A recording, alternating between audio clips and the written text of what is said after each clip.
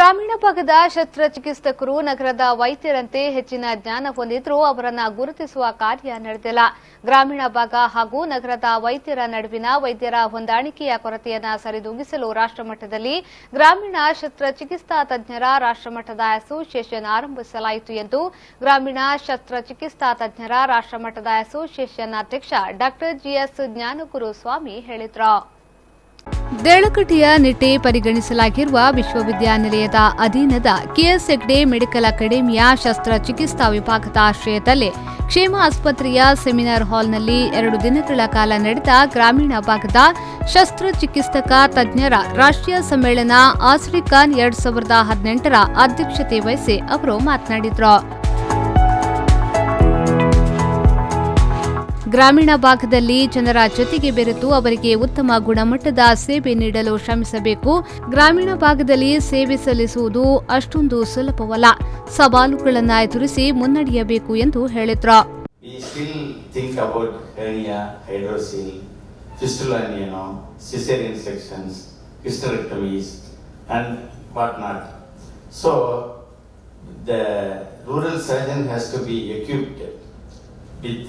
The knowledge of the basics, and they are not highlighted in the ASEAN conferences.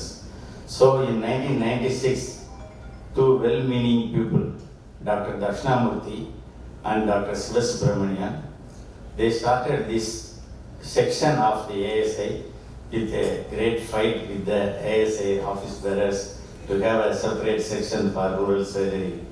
And here the doctors from the rural area who are actively practicing, like Dr. Sadinarayan Sinha from Buddhagaya and Dr. Sarveswar Bora from Naugan, those are the people who got opportunities.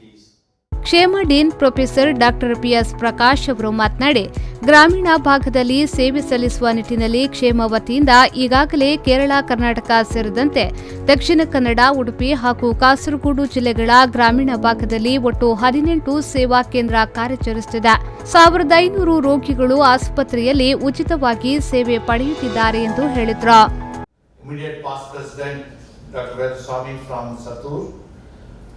And Dr. Sabaratnam from Lucknow and other executive members of the association.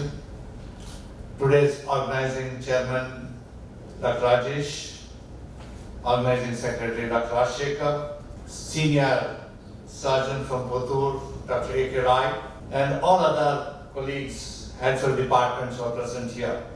Today's the conference, today and tomorrow the conference focuses on the skills of surgeons are the surgical skills that needs to be acquired to practice in rural India, because you are sure majority of our population still lives in rural India where we do not have access to the modern state-of-the-art.